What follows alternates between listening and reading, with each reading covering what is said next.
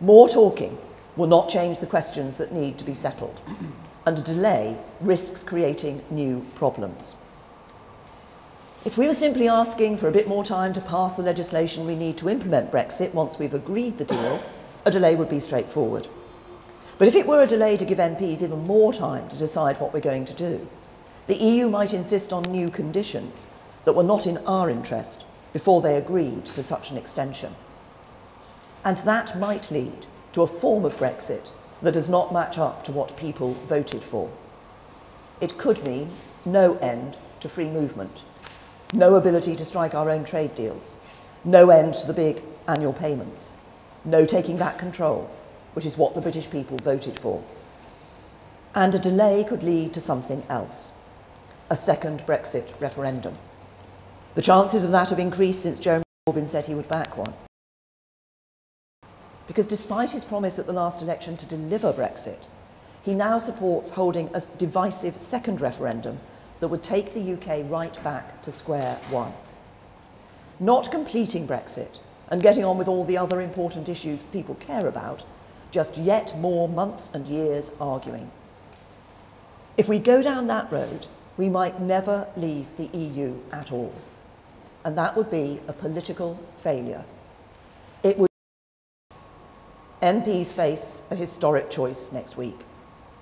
I'm ready to take us out of the EU with a deal that is good for the UK, ready to implement the decision of voters here in Grimsby and across the UK, and ready to get on with making a success of a new chapter for our country. But I can only do that if Parliament supports the deal on Tuesday. I need the support of those who, like me, voted Remain, but believe in honouring the result and believe that leaving with a good deal is much better than leaving with no deal. And I need the support of those who voted to leave, but who accept that compromise is necessary if we are to bring our country back together. The British people have already moved on. They're ready for this to be settled.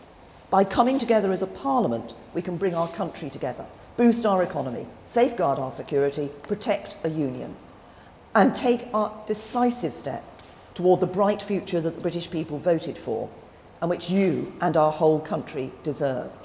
So let's get it done.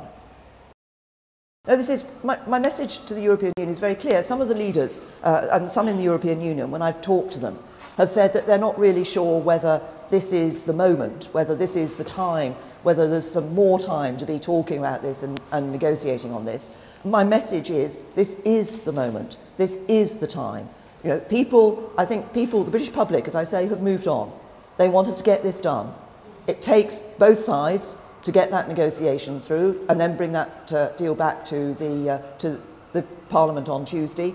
But I think what people want is for us just to do this and to do it now. Look, the thing for everybody to focus on, I think that the best thing that we can do, individual members of Parliament can do on Tuesday, when we're looking at the issues that you raise. You talked about businesses, about the ships that have already sailed, already sailing to be received in ports where they're not sure what the arrangements would be for the future. The best thing that individual members of Parliament can do in that circumstance is vote to end that uncertainty. Vote to end that uncertainty by voting for the deal. Then we do have the smooth and orderly Brexit that is possible. If MPs don't vote for that deal, what we know is that the uncertain thing we know is that we will see ongoing uncertainty. We can bring certainty to those businesses by voting for the deal on Tuesday.